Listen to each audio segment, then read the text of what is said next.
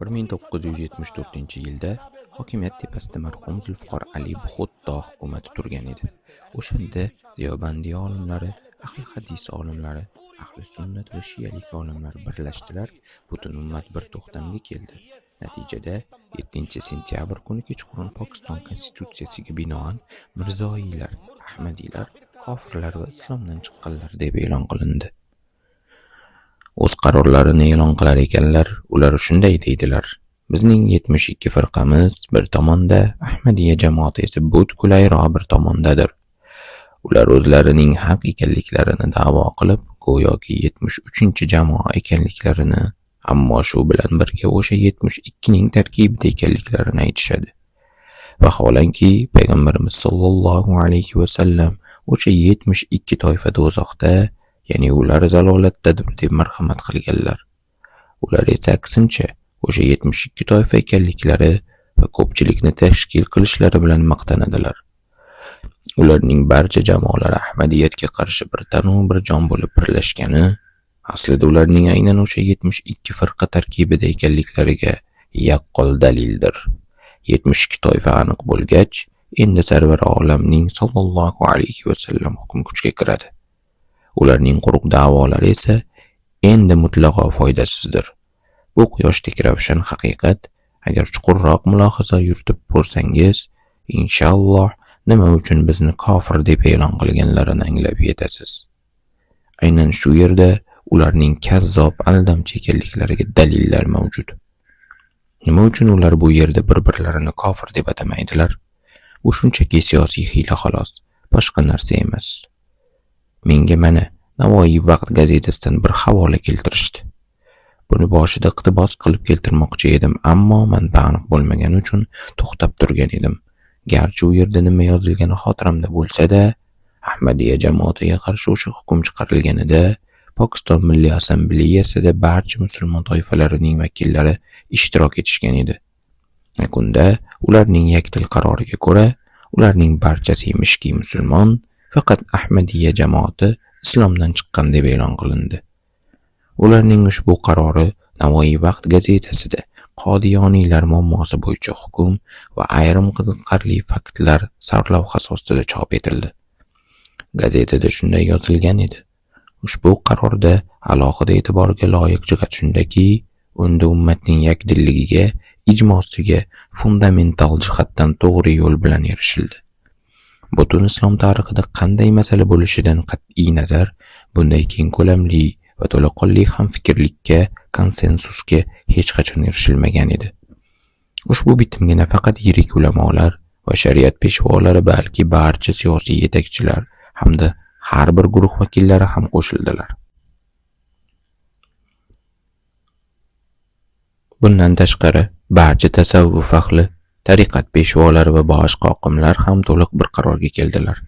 Qodiyoniylarni mustasno qilganda, qolgan barcha 72 firqa hattoki kulgili shuncha gapni gapirib, oxir-oqibat o'zlariga o'zlari tamg'a bosib qo'ydilar.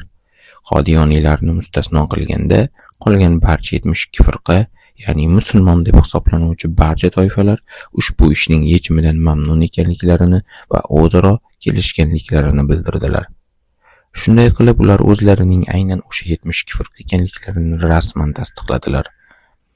Endi esa muqaddas payg'ambarimizning sollallohu alayhi va sallam hukmi kuchga kiradi. Ular 72 firqa ekanliklarini tasdiqladilar, biz esa bunga rozimiz. Shu lahzadan boshlab ularning fatvosi emas, balki sarvar olamning sollallohu alayhi va sallamning so'zlari amal qila boshlaydi. O'sha vaqtda bizning 3-xalifamiz hali ular qaror qabul qilmaslaridan ancha avval ogohlantirgan edi. Qarang, sizlar Allohning nomi bilan hukumat tepasiga keldingiz. Muqaddas payg'ambarimizning sollallohu alayhi va sallam kalimasini aytib, jilvini o'z qo'lingizga oldingiz. Endi birlashib olib, payg'ambarimizning sollallohu alayhi va sallam amriga qarshi chiqishga jur'at etmang.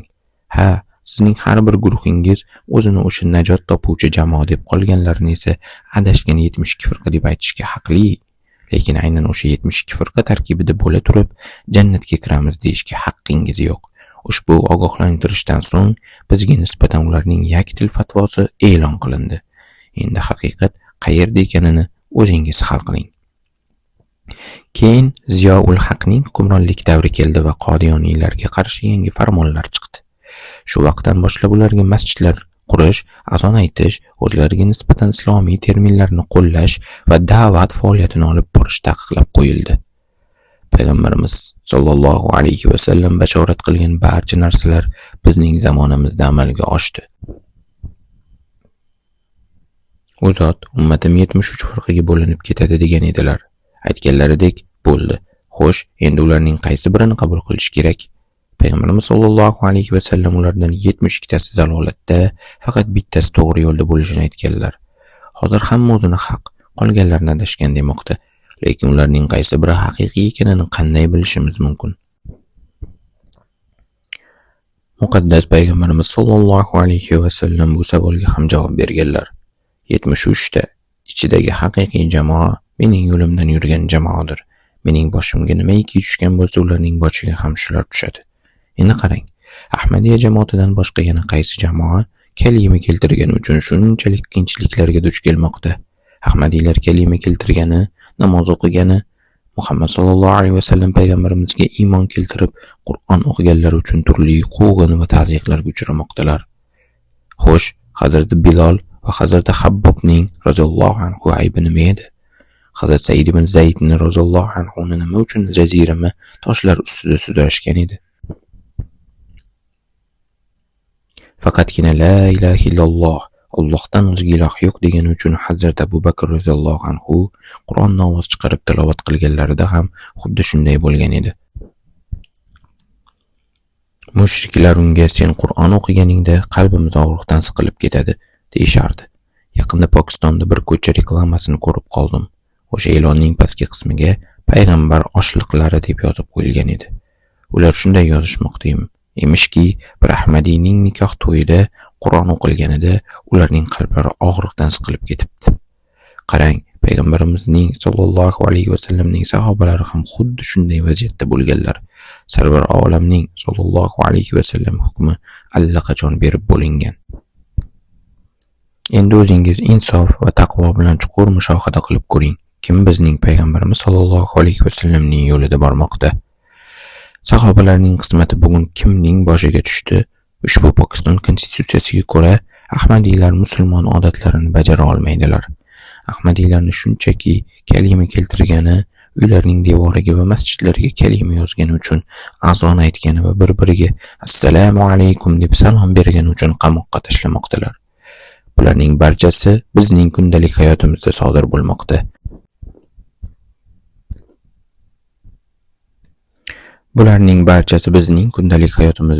bo'lmoqda. Bizga namoz o'qishni, roza tutishni va Makka shahrida haj amallarini bajarishni taqiqlamoqdalar. Mening qo'limda Pokistonda Ahmadiylarga qarshi yozilgan shikoyat va arizalar to'plami bor. Bir vaqtlar Akbar Allohabodiy ismli shoir shunday degan edi: "G'animlarim politsiya mahkamasiga borib, ustimdan shikoyat yozishmoqda. Emishki, Akbar hamon Allohni madh etishdan, uni zikr qilishdan to'xtamayapti. Uning ustidan haqiqatda shunday shikoyat yozilganmi yo'qmi bizga qorong'u, ammo bugun tirik bo'lganida edi, Ahmadiylarni bismillah degani, kalima keltirgani va payg'ambarimizga sollallohu alayhi va sallamga salovat aytgani uchun jazolanayotganlarini ko'rgan bo'lardi. O'zingiz ayting, assalomu alaykum, ya'ni sizga tinchlik bo'lsin degani uchun odamni jazolash mumkinmi? Buni jazo loyiq jinoyat deb hisoblashda mantiq bormi? Ammo Pokistonning amaldagi konstitutsiyasiga ko'ra Ahmadiylarni hattoki inshaalloh degan uchun ham jazolash mumkin. Masalan, bir Ahmadiyning to'y taklifnomasida shunday yozilgan edi: inshaalloh falon vaqtda nikoh marosimi bo'lib o'tadi. U esa shuning uchun jazolandi, chunki uning bunday yozishga haqqi yo'q emish. Bir janoza namozini o'qiganimizda, Qur'on tilovat qilganimizda, Ahmadiy masjidlaridan azon yangraganida va namoz o'qiganimizda juda og'ir qiyinchiliklarga duch kelyapmiz. Bunday mashaqqatlarni payg'ambarlar va ularning izdoshlaridan bo'lak hech kim boshidan kechirmagan. Bunga eng yaqin misol muqaddas payg'ambarimiz sollallohu alayhi va sallam va ularning sahobalaridir. Shu o'rinda aytishim lozimki, payg'ambarimiz sollallohu alayhi va sallam o'z ummati 73 firqaga bo'linishini aytganlarida faqatgina mening va sahobalarimning yo'lidan boradigan jamoa haq yo'lda bo'lur deb marhamat qilgan edilar. Ularning holati xuddi men va sahobalarimning holatidek bo'ladi degan edilar. Endi qarang, Ahmadiylar uchratayotgan tazyiqlar sahobalarning boshiga tushgan imtihonlarga o'xshamaydimi? Islom tarixidan xabardor inson buni so'zsiz e'tirof etadi. Hazrat Bilol roziyallohu anhu hech qanday gunoh qilmagan edi. U faqatgina la ilaha illalloh, Allohdan o'zga iloh yo'q degan edi. Qaysi jinoyat uchun Hazrat Habbob ibn Arat jazolandi? Hazrat Said ibn Zayd, Hazrat Ammor, Hazrat Yosir va Hazrat Sumayya roziyallohu anhu nimaga gunoh qilishgan edi? Ularning bor yo'q aytgani la ilaha illalloh, Allohdan o'zga iloh yo'q so'zi edi. Aynan shu so'z va Allohning elchisi Muhammad sallallohu alayhi va sallamga iymon keltirganlar uchun ham ular uqubat chekdilar. Mushriklarning Hazrat Abu Bakr roziyallohu anhu va payg'ambarimiz sallallohu alayhi va sallamga namoz o'qishda to'sqinlik qilganlari hatto muqaddas Qur'onda ham bayon etilgan. Hazrat Abu Bakr roziyallohu anhu o'z uyida masjid bino qilganida mushriklar buning dastidan qalbimiz og'riqdan siqilyapti deyishgan edi.